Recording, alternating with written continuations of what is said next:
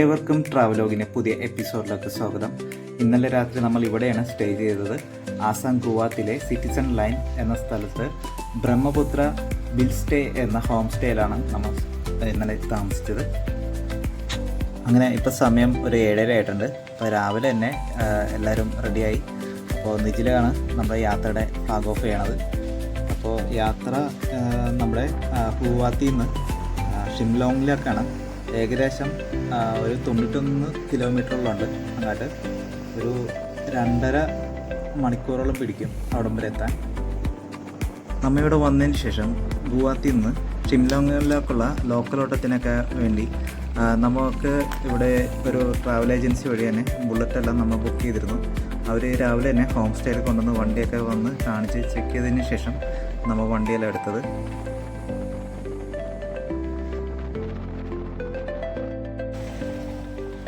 $30 kilometre മേലെ ഞങ്ങൾ ഓടിയിട്ടുണ്ട്. അപ്പോൾ പതുക്കെ ഒന്ന് വണ്ടി ഒന്ന് സൈഡാക്കിയിട്ട് ഒന്ന് റെസ്റ്റ് ചെയ്യാനാണ്.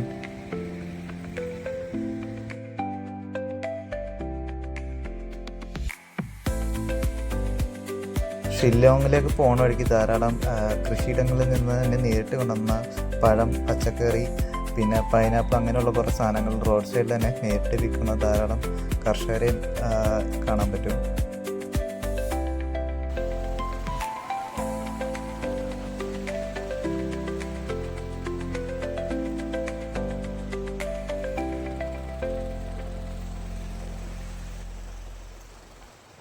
റോഡൊക്കെ നല്ലപോലെ നീറ്റായിട്ട് നോക്കുന്നുണ്ട്.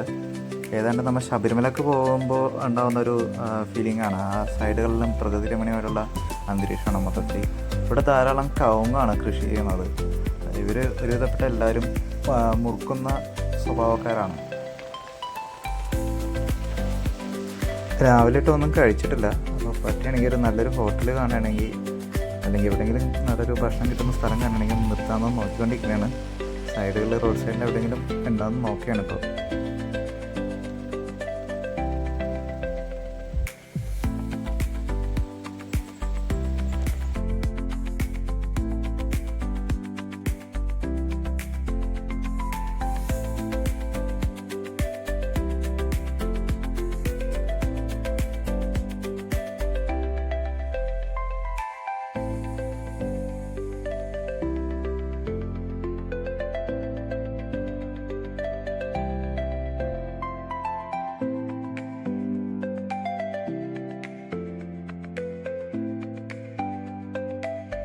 അങ്ങനെ റിബോയ് ജില്ല മേഘാലയയിൽ നമ്മൾ എത്തി. അതിൻ്റെ അടുത്തായിട്ട് തന്നെ ബോർഡ് വെച്ചതിൻ്റെ അടുത്ത് തന്നെ ഒരു ഹോട്ടൽ കണ്ടുപിടിച്ച്, ചെറിയൊരു ഹോട്ടലാണ്. ഹോട്ടലിൻ്റെ ഭാഗത്തേക്ക് ഒരു ചേട്ടനെ കണ്ടെന്നു. ഭക്ഷണം ഉണ്ടാവുമെന്ന് ചോദിച്ചപ്പോൾ പുള്ളി ഉണ്ടെന്നൊക്കെ പറഞ്ഞ് അകത്തേക്ക് ഓടിപ്പോണ കണ്ടു. ഹോട്ടലിൻ്റെ അകത്തേക്ക് അവിടെയൊക്കെ നോക്കിയിട്ടും ഒരു മനുഷ്യർ പിന്നെ വേറെ ഒന്നും കണ്ടുന്നില്ല. കടയൊക്കെ തുറന്നിട്ട് എല്ലാവരും ഇരിക്കുന്നുണ്ട്, ആരെയും കാണുന്നില്ല. ഹോട്ടലിലാണെങ്കിൽ നമ്മുടെ ഇവിടുത്തെ പോലെ ഫുഡൊന്നും അങ്ങനെ നമുക്ക് കാണാൻ പറ്റുന്നില്ല, ഡിസ്പ്ലേ ചെയ്തിട്ടൊന്നുമില്ല. ഫ്രണ്ടിൽ തന്നെ കിച്ചണൊക്കെ അവർ സെറ്റ് ചെയ്തിട്ടുണ്ട്. അകത്തേക്ക് ഓടിപ്പോയ ചേട്ടൻ ഒരു ചേച്ചീനെ കൊണ്ടാണ് പിന്നെ വന്നത്. അപ്പോൾ ഇതൊക്കെയാണ് നമ്മളിപ്പോൾ കയറിയ ഹോട്ടലും കടയുടെയും പരിസരമൊക്കെ. ആ സത്യം നോക്കി നിജിലൊരു പൊട്ടാറ്റോ ചിപ്സാണെന്ന് ഓർത്താണ് മേടിച്ചത്. പക്ഷേ അത് നമ്മുടെ ചേന പോലത്തെ സാധനം വറുത്തതാണ്. സാധനം കൊള്ളാം, നല്ല ടേസ്റ്റാണ്. നമ്മളിവിടെ ഓർഡർ ചെയ്തേക്കുന്നത് തന്തൂരി റൊട്ടിയാണ്. പിന്നെ ജിഞ്ചർ ടീയും ചോദിച്ചിട്ടുണ്ട്. പിന്നെ കറിയായിട്ട് പനീറിൻ്റെ ഒരു കറിയാണ് പറഞ്ഞേക്കുന്നത് എല്ലാവർക്കും കൂടി. ചേട്ടനാണെങ്കിൽ നല്ല ആവേശം, കാരണം കട തുറന്നിട്ടുള്ള ആദ്യത്തെ കച്ചവടമാണ്. അപ്പം തന്നെ നമ്മുടെ കടയിലെ അമ്മച്ചി ഇതേ ഇപ്പോൾ എവിടെ നിന്നോ വന്നുണ്ട്. പുള്ളിയുടെ വീട് ആ കടയുടെ പൊക്കത്താന്നാണ് ചേട്ടൻ പറഞ്ഞത്. കുക്കിയാണ് വീഡിയോ ഒക്കെ എടുത്തോട്ടെ എന്ന് പറഞ്ഞപ്പോൾ പുള്ളി എടുത്തോ, ഒരു കുഴപ്പമൊന്നുമില്ല പുള്ളി എന്നൊക്കെ പറഞ്ഞു. പുള്ളി ഇപ്പോൾ നമുക്ക് ചായക്ക് വേണ്ടി ജിഞ്ചറൊക്കെ ഇടിച്ച് അതിലൊക്കെ ഇടുകയാണ്. അപ്പോൾ പുള്ളി തന്നെയാണ് മാവ് കുഴക്കലും മാവ് കുഴച്ച് അതിൻ്റെ ഉണ്ട പോലെയൊക്കെ ആക്കി പരുത്തിയൊക്കെ എല്ലാം വെച്ചിട്ടുണ്ട്. അതിനിടയ്ക്ക് ചായക്ക് ഉള്ള പരിപാടിയോ പുള്ളി തന്നെ എല്ലാം കരിഞ്ഞിട്ടുണ്ട്. അവിടെ ഒരു പെണ്ണ് നിന്നിട്ട് ഒന്നും ചെയ്യണില്ല എന്നൊക്കെ പറഞ്ഞ് ഞങ്ങൾ ഇരിക്കുന്ന സമയത്ത് പുള്ളി അവിടുത്തെ സപ്ലയറാണെന്നാണ് പുള്ളി പറഞ്ഞത്. അപ്പോൾ വേറൊരു ചേട്ടൻ വന്ന് കുക്ക് ചെയ്യാൻ വേണ്ടി സഹായിക്കാൻ വേണ്ടി പുള്ളി ചപ്പാത്തിയുടെ കാര്യമൊക്കെ നോക്കാൻ തുടങ്ങി. അപ്പോൾ ചായയൊക്കെ ഒരുവിധം നന്നായിട്ട് കുറുകിയെടുക്കേണ്ട പുള്ളി. തന്തൂരി റൊട്ടി ചെയ്യുന്നത് കാണാൻ നല്ല രസമാണ്. ആദ്യം ഒന്ന് പരത്തി ഒന്ന് നമ്മുടെ ചട്ടിയിലിട്ട് തന്നെ ഒന്ന് ചൂടാക്കി എടുത്തതിന് ശേഷം വീണ്ടും നമ്മൾ ഗ്രില്ല് ചെയ്യണ പോലെ തന്നെ വീണ്ടും അതിലേക്ക് ഇട്ടിട്ട് ഒന്ന് പൊള്ളിച്ച് ഒന്ന് നന്നായിട്ട് വീർത്ത് കഴിയുമ്പോൾ അത് എടുത്ത് മാറ്റിയിടും. ശരിക്കും എണ്ണ അധികം യൂസ് ചെയ്തിട്ടില്ല, പക്ഷെ നന്നായിട്ട് പാകമായിട്ട് അത് വെന്ത് കിട്ടിയിട്ടുമുണ്ട്. ഇവിടെ ഹോട്ടലിൽ തന്തൂരി റൊട്ടിക്ക് ആയിക്കൂടി 30 രൂപയൊക്കെ ഉള്ളൂ. ഇനി ഫുഡിനൊക്കെ വളരെ റേറ്റും കുറവാണ്. ഇനി റേറ്റ് കുറഞ്ഞതിന് ശേഷം അതിൻ്റെ വല്ല പ്രശ്നം ഉണ്ടാവുമെന്നൊക്കെ ഓർത്ത് പേടിച്ചിട്ടാണ് നോക്കണത്. കാരണം അടുത്തെങ്ങാനും നോക്കിയിട്ട് ഒരു ഹോട്ടലേയും കണ്ടില്ല. പക്ഷേ ഇവർ ചെയ്യണം, നല്ല നീറ്റായിട്ട് തന്നെ എല്ലാ കാര്യം ചെയ്യണമുണ്ട്. എന്തായാലും കിട്ടിക്കഴിയുമ്പോൾ ബാക്കി പറയാം.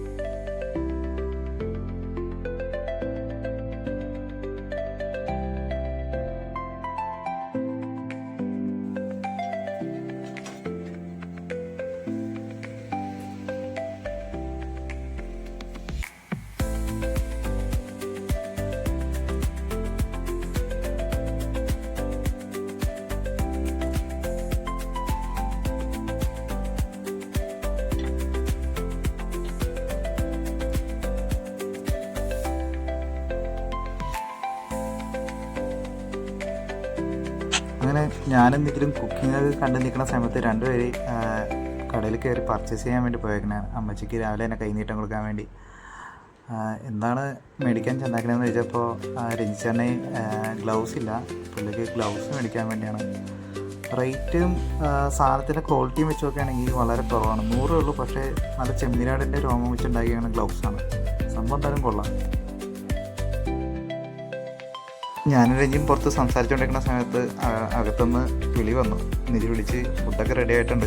അപ്പോൾ പുള്ളി ഫുഡൊക്കെ എടുത്തു വെച്ച് എല്ലാവർക്കും പ്ലേറ്റൊക്കെ റെഡിയാക്കി കാത്തിരിക്കണം എല്ലാവർക്കും വരാൻ വേണ്ടി. തന്തൂരി റൊട്ടിയും അതിൻ്റെ കൂടെ ഇപ്പോൾ കറിയും നല്ലതായിരുന്നു. റൊട്ടി വളരെ മയപ്പെട്ടതും നല്ല ടേസ്റ്റുണ്ട്. വെറുതെ തന്നെ കഴിക്കാൻ തോന്നണം. പിന്നെ അവരൊരു പ്ലേറ്റ് സവാള അരിഞ്ഞതും പിന്നെ കുറച്ച് മുളകും വെച്ചിട്ടുണ്ടായിരുന്നു, പച്ചമുളകും. അതിൻ്റെ കൂടെ 2 ബോട്ടിൽ നമുക്ക് കൊണ്ടുവന്ന് വെച്ചു. പിന്നെ അത് കഴിഞ്ഞപ്പോൾ അവർ ജിഞ്ചർ ടീയും തന്നു. ചായയും നല്ല ടേസ്റ്റി ആയിരുന്നു. പിന്നെ ഇവിടുത്തെ പൊതുവെ എല്ലാ മെനുവും വളരെ റേറ്റ് കുറവാണ്. അതിനനുസരിച്ച് ക്വാണ്ടിറ്റി ഉണ്ട് കേട്ടോ.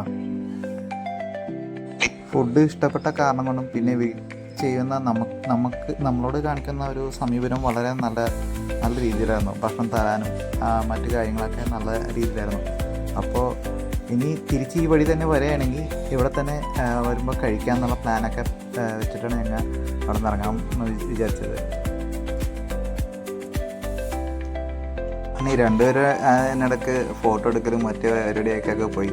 അതിനിടയ്ക്ക് ഒരാൾ നോക്കിയിട്ട് കാണാനില്ല. നോക്കിയപ്പോൾ അമ്മച്ചിയുടെ അടുത്ത് പോയിരുന്ന് സാധനങ്ങൾ മേടിച്ചിട്ടുണ്ടെങ്കിലും പോകാൻ നേരത്തെ പോലും തീർന്നിട്ടില്ല. കാരണം എന്താണെന്നറിയില്ല, അവർ തമ്മിലൊരു ബോണ്ടിങ്ങായി, അമ്മയും മോളെ പോലെ. അപ്പോൾ അമ്മയും മോളെ കാരണം കൊണ്ട് 2 പേരും ഒരുമിച്ചിരുന്ന് ഫോട്ടോ ഒക്കെ എടുത്ത് ഞങ്ങൾ അമ്മച്ചിനോട് യാത്രയൊക്കെ പറഞ്ഞിട്ടാണ് പിന്നെ അവിടെ നിന്ന് ഇറങ്ങിയത്. ഭക്ഷണം കഴിച്ചതിൻ്റെ ആലസ്യമൊന്നും അറിയില്ല. എന്തോ കുറച്ച് നേരം ഞങ്ങൾ ഒരു നല്ലൊരു സ്ഥലം കണ്ടു കഴിഞ്ഞപ്പോൾ വീണ്ടും അവിടെ വണ്ടി നിർത്തി അവിടത്തേക്ക് ഇറങ്ങി നടക്കാൻ തുടങ്ങി. നല്ലൊരു അടിപൊളി സ്ഥലം. അത് കഴിഞ്ഞ് വണ്ടിയൊക്കെ എടുത്തു വീണ്ടും ഇപ്പോൾ കുറച്ച് പാടങ്ങളും അവിടെ ഇവിടെയായിട്ട് കുറച്ച് വീടുകളും കാണാൻ പറ്റി. റോഡൊക്കെ നല്ല ഒരു രക്ഷയില്ല, നല്ല അടിപ്പൻ റോഡാണ്. ഇവിടെ ഒരു വീട്ട് ആൾക്കാരും റോഡിന് ചേർന്നാണ് വീട് വെച്ച് താമസിക്കുന്നത്. പരമാവധി വീട്ടിൽ നിന്ന് നോക്കിയ റോഡ് കാണാവുന്ന രീതിയിലാണ് എല്ലാവരും വീടുകളൊക്കെ വെച്ച് താമസിക്കുന്നത്. കാരണം ഉള്ളേരിയൊക്കെ പോകുന്നതോറും ഇവിടുത്തെ വാഹന സൗകര്യങ്ങൾക്ക് വളരെ കുറവായിരിക്കാം. ഒരു കാരണം അതായിരിക്കാം. ഷിൻലോങ്ങിലൊക്കെ നമ്മൾ ഈ കടന്നു പോകുന്ന അണക്കെട്ടിൻ്റെ പേരാണ് ഉമിയം അണക്കെട്ട്. ഷിൻലോങ്ങിലേക്കുള്ള പ്രധാനപ്പെട്ട വൈദ്യുതി വിതരണം നടത്തുന്നത് തന്നെ ഈ അണക്കെട്ടിൽ നിന്നുള്ള വൈദ്യുതി കൊണ്ടാണ്. ഇവിടുത്തെ കാർഷിക ആവശ്യങ്ങൾക്കും മറ്റാവശ്യങ്ങൾക്കും എല്ലാം ഉമിയം അണക്കെട്ടിൽ നിന്ന് ജലമാണ് ഉപയോഗിക്കുന്നത്.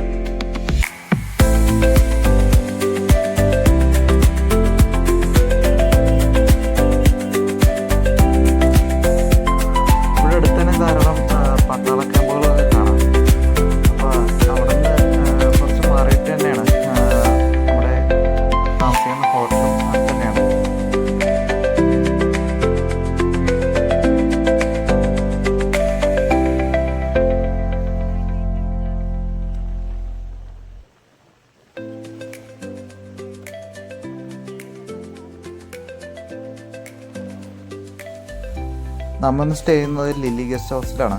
അപ്പോൾ ഇവിടെയാണ് നമ്മൾ റൂം ബുക്ക് ചെയ്തേക്കണത്. അപ്പോൾ നിജിൽ പോയി റൂമിൻ്റെ ഡീറ്റെയിലും കാര്യങ്ങളൊക്കെ നോക്കാൻ വേണ്ടി പോയിട്ടുണ്ട്. റൂം എങ്ങനെയുണ്ടെന്ന് ചെക്ക് ചെയ്യാനൊക്കെ ആയിട്ട് പുള്ളി പോയിട്ടുണ്ട്. കാരണം കൂടെ നമ്മുടെ ഇവിടെ 2 പെൺകുട്ടികളുള്ളതാണ്. അപ്പോൾ എങ്ങനെയാണ്, നല്ല ഹോട്ടലാണോ കാര്യങ്ങളാണെന്നൊക്കെ നോക്കിയിട്ട് മാത്രമേ നമ്മൾ ഇനി ബാക്കി കാര്യങ്ങളൊക്കെ ചെയ്യുള്ളൂ, മുന്നോട്ട് പോകുള്ളൂ, ഇതെടുക്കണോ വേണ്ടതെന്നൊക്കെ.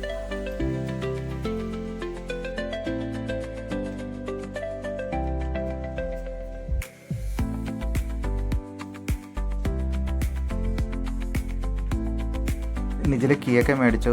എങ്ങനെയുണ്ട് റൂം എങ്ങനെയുണ്ടെന്ന് ചെക്ക് ചെയ്യാൻ വേണ്ടി പോയേക്കണാണ്. അപ്പോൾ കൂടെ ഗസ്റ്റിനെ രഞ്ജി പറഞ്ഞു വിട്ടു എങ്ങനെയുണ്ടെന്ന് നോക്കിയിട്ടൊക്കെ വരാൻ.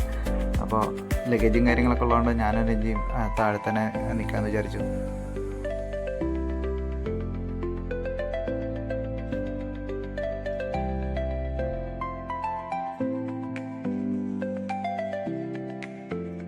അങ്ങനെ റൂമൊക്കെ കണ്ട് ബോധിച്ച ആൾക്കാരൊക്കെ വന്നു, ലഗേജൊക്കെ എടുത്തു. എല്ലാവർക്കും കൊള്ളാം, റൂമൊക്കെ നല്ലതാണ്, ബാത്റൂമൊക്കെ എല്ലാം നല്ലതാണ്. മെയിനായിട്ട് അതാണ് എല്ലാവരും നോക്കിയത്. അപ്പോൾ റൂമിലൊക്കെ പോയിക്കൊണ്ടിരിക്കുകയാണ് നമ്മ.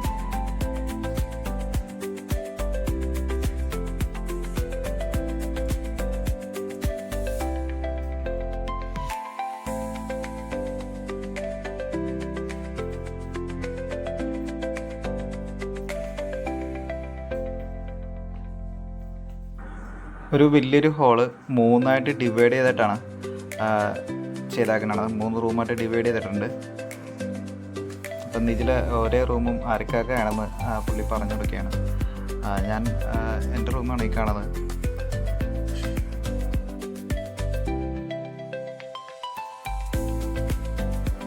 റൂം സൗകര്യമൊക്കെ എല്ലാം നോക്കി. റൂം അത്യാവശ്യം കുഴപ്പമില്ല, നല്ല റൂം തന്നെയാണ്.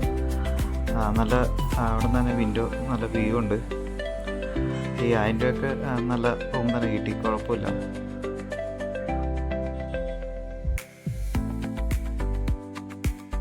ഇത് നമ്മുടെ ബാൽക്കണി കാഴ്ചകളാണ്. നമ്മുടെ റൂമിന് ചേർന്ന് തന്നെയുള്ള ബാൽക്കണിയിൽ നിന്ന് അത്യാവശ്യം നല്ല വ്യൂ ഉണ്ട്. ഞാനൊരു ചായ കുടിക്കാൻ നേരത്ത് പുറത്തേക്ക് ഇറങ്ങി. അപ്പോൾ ഓരോരുത്തരായിട്ട് ഇതേ പുറത്തേക്ക് ഇറങ്ങി വരുന്നുണ്ട്.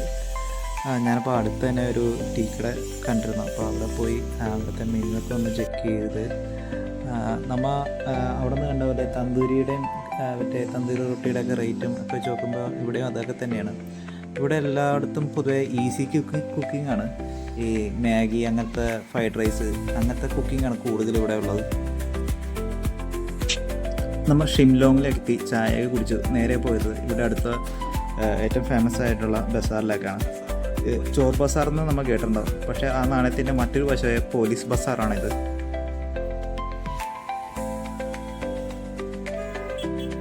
മൊത്തത്തിൽ ന്യൂ ഇയർക്ക് കഴിഞ്ഞുള്ള ടൈം ആയതുകൊണ്ട് ഇവിടെ മൊത്തം ലൈറ്റപ്പൊക്കെ ചെയ്തിട്ടുണ്ട്. അപ്പോൾ സൺഡേ കഴിയുമ്പോൾ നല്ല കളർഫുള്ളായിരിക്കും. നമ്മുടെ ബ്രോഡ്വേനേക്കാളും ചെറിയൊരു മാർക്കറ്റാണ്, എങ്ങനെയാണെന്നറിയില്ല. അപ്പോൾ ഇതിൻ്റെ ഉള്ളിലേക്ക് കയറി ഇവിടുത്തെ കാഴ്ചകളെല്ലാം കാണാം നമുക്ക്.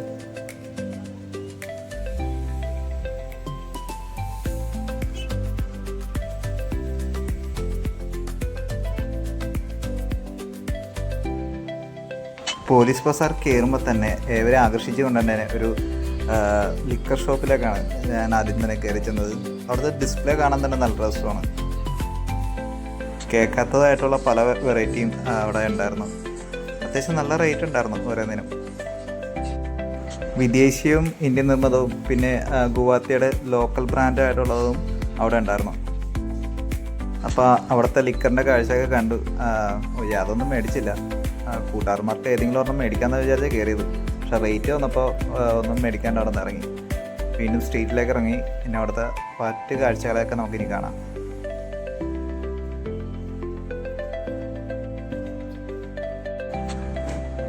ഞാനിവിടെ വന്നിട്ട് ജാക്കറ്റ് മേടിക്കാമെന്ന് ഓർത്തത്. നാട്ടിലൊക്കെ ജാക്കറ്റ് മേടിച്ചെന്നുണ്ടെങ്കിൽ ചിലപ്പോൾ കൊണ്ടുവരാനുള്ള ബുദ്ധിമുട്ടും റേറ്റും ചിലപ്പോൾ കൂടുതലായിരിക്കുമല്ലോ എന്നോർത്ത് ഞാൻ മേടിച്ചില്ല. അപ്പോൾ പോലീസ് ബസാറിൽ ഈ ജാക്കറ്റൊക്കെ പൊതുവെ റേറ്റ് കുറവാന്ന് പറഞ്ഞ് കേട്ടിട്ടുണ്ട്. അപ്പോൾ ഇവിടെ ഒന്ന് നോക്കണം റേറ്റൊക്കെ എങ്ങനെയാണെന്ന് നോക്കിയിട്ട് വേണം മേടിക്കാൻ.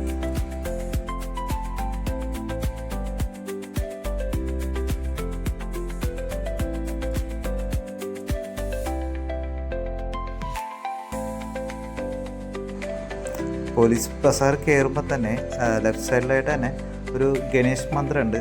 അത്യാവശ്യം ആൾക്കാരൊക്കെ അവിടെ പ്രാർത്ഥനയൊക്കെ കഴിഞ്ഞ് പുറത്തേക്ക് ഇറങ്ങി വരുന്നത് കാണാം. അവിടെ നിന്ന് ചെറിയ ലഘുഭക്ഷണമൊക്കെ കൊടുക്കുന്നുണ്ടായിരുന്നു.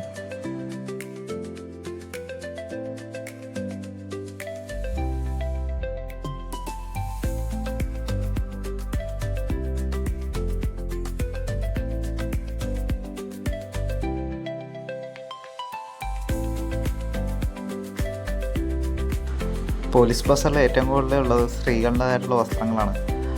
ഏറ്റവും കൂടുതൽ ഡിസ്കൗണ്ട് ആയിട്ട് നമുക്ക് റേറ്റ് വളരെ കുറവാണെന്നാണ് സ്ത്രീകളുടെ വസ്ത്രങ്ങളൊക്കെ കൂടെ പൊതുവെ.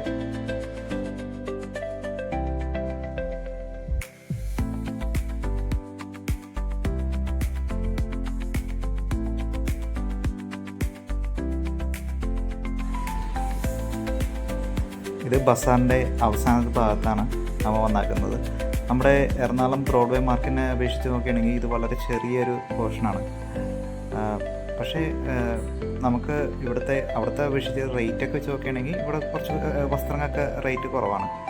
അപ്പോൾ നമ്മൾ വീണ്ടും വന്നിടത്തേക്ക് തന്നെ പോകണം. മൊത്തം ഒന്ന് കണ്ടതിന് ശേഷം ഇനി നമ്മുടെ കൂടെ ഉള്ളവർക്കൊക്കെ മേടിക്കാനുള്ള സാധനങ്ങളൊക്കെ മേടിക്കാൻ കാര്യങ്ങളൊക്കെ ഇനി നമ്മൾ ഇറങ്ങിയാണ്.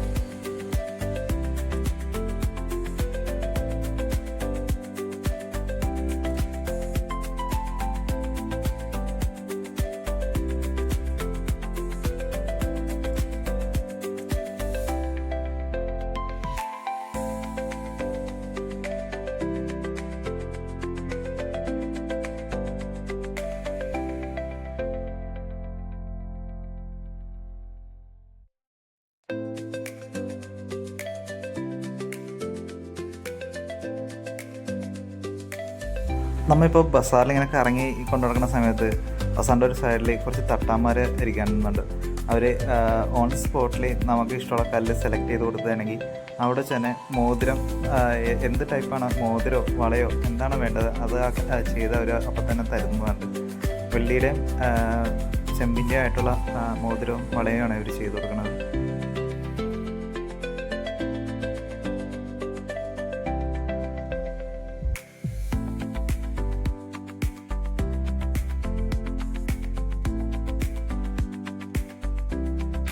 ഇപ്പോൾ ബസാറിൽ ഇരുട്ട് വീണ് തുടങ്ങിയിട്ടുണ്ട്. ലൈറ്റൊക്കെ ചെയ്ത് നല്ല ഒരു ആംബിയൻസ് ആയി ഇപ്പോൾ ബസാർ കാണാൻ തന്നെ.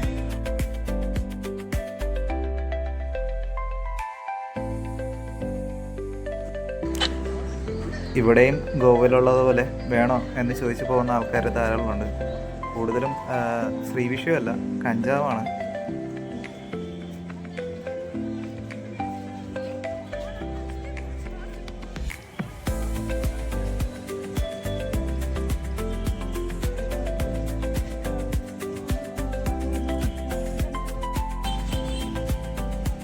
പിന്നെ ഇവിടെയുള്ള ആൾക്കാർ പൊതുവെ സൗഹൃദപരമായിട്ടുള്ള ആൾക്കാരാണ്. അവിടുത്തെ കാഴ്ചയൊക്കെ കണ്ടിരിക്കുന്ന സമയത്ത് ഒരു പച്ചക്കറി കട ഇവിടെ സ്ട്രീറ്റിൽ തന്നെ ഉണ്ട്. അപ്പോൾ നമ്മുടെ നാട്ടിൽ കിട്ടുന്നത് പാവക്കയുടെ ചെറിയൊരു പതിപ്പ്, വളരെ ചെറിയത്. അങ്ങനെ നമുക്ക് കാണാത്ത പല ടൈപ്പ് പച്ചക്കറികൾ ഇവിടെ കാണാൻ പറ്റി. മുള കൊണ്ട് നിർമ്മിച്ച കുറേ വസ്തുക്കളിവിടെ വിൽക്കുന്നുണ്ടായിരുന്നു. ശില്പയും ഗസിയും നല്ല വാശിക്ക് മേടിച്ചുകൊണ്ടിരിക്കുന്നതാണ്. അപ്പോൾ അവരെ മേടിക്കണ സമയം കൊണ്ട് ഞാനും രഞ്ജിയും കൂടി പോയി.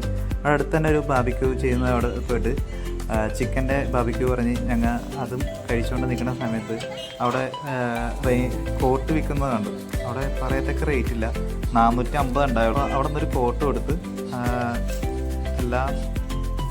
കോട്ട് കൊടുത്ത് നേരെ ഇനി റൂമിലേക്ക് പോകണം. പിന്നെ അടുത്ത വിശേഷം ഇനി നാളെ പറയാം കേട്ടോ.